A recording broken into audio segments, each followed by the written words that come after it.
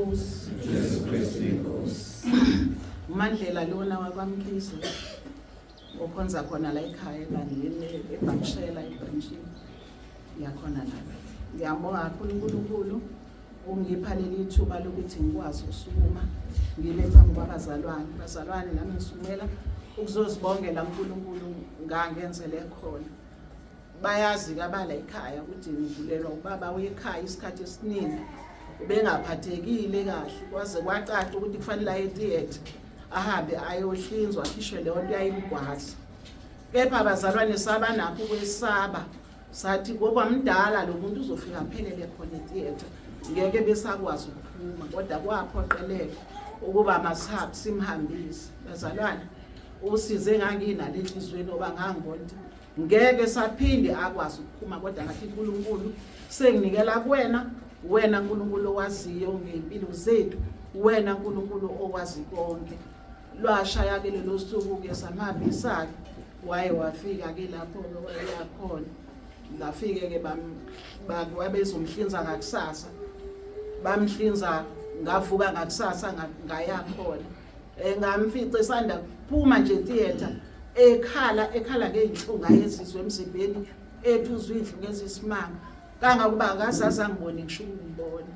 Ngaze ngaphuma ngahamba ngakhuleka uNkulunkulu athi uNkulunkulu ngishiya wena uNkulunkulu negama lakho elika Jesu Kristu inkosi okuyilona elisizayo kuzo zonke izimpi esihlangabezana nazo. Ngagoduka ngaye ekhaya ngakusasa bafona basesibhedlela basho bathi ayi ubaba wakwakho usedidekileke manje ngisho ingqondweni akasazi lutho nje akazi ngisho igama lakhe akazi nokuthi unomndeni nokuthi unobani. Yaba buhlungu inhliziyo yami ngakhala uNkulunkulu ngathi uNkulunkulu nakho ke inkosi engangisho ukuthi besingathanda ukuthi aye theatre kodwa ke uNkulunkulu sesishela wena. Kuwo lo mzuzu uNkulunkulu ebona ukuhlupha kwenhliziyo yami ngathi ngizwa ngabe ngingena ucile. Uma ngilibamba umfundisi uBaba Sithole wabuza unjani ubaba ngimxoxele konke obakusenhlizweni yami ngimxoxele ngikhala wayengizothi ngiyakhala ngiphatheke kabuhlungu. Abesethi ake sikhuleke. Akhuleke ubaba Sithole akhuleke. Umkhuleko wakhe bazalwane angazi kwenzakalani empilweni yami ngoba ngezwe ukuthi ukhona la ushaye khona. Wazwa uthatha umkhuleko wawuthumela khona esibhedlela. Wathi ke uNkulunkulu naleyo umqondo osulahlekile uNkulunkulu ngiyamcelela ukuthi uNkulunkulu iba kanye naye umntwana wakho. Usava letsana.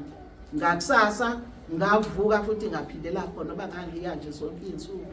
Ngamfica ehlezi kodwa umqondo wakhe wawusubuyile ngoba wangibona ngiqhamuka laphana uthi uyangibuza ukuthi kade ngamshiya la esibhedlela ngiyamtshela ukuthi ngizansuku zonke ngizofeka kodwa kusho ukuthi wayengaboni lutho. Ngiyambonga kakhulu uNkulunkulu. Kwathi ngelanga elilandelayo basebeyangitshela ukuthi hayi sebemkhiphile usedischarge. Ngamfica babembophile nje inyawo ngoba wayesukuma vela adwayiza ahambe nomthungu lo bebona uzoqhuma. Kodwa ngibonga uNkulunkulu ngoba umqondo wakhe waphinda wabuyela endaweni yakhe. Saphamba sayomlanda sagoduka naye. Ngiyabonga kakhulu bazalwane, ngiyambonga uNkulunkulu ngoba ungizwelile esicelweni sami sokuthi nje Nkosi siyacela baba ukuthi abuye theatre noma ke inkosi simthatha ke singamthathele ekhaya kodwa ingamthatheli ukuthi wangene theatre wangabe ebusaphinde saphuma. Ngiyabonga kakhulu ke nakubazalwane bonke bebengithwele ngomkhuleko wabe ngizwa ibandla Nkosi yami lingithwele. Ngiyabonga kakhulu nebebengifonela bebuza. Ngiyabonga kakhulu uNkulunkulu engathi angababusisa uJesu Kristu. Jesu Kristu inkosi.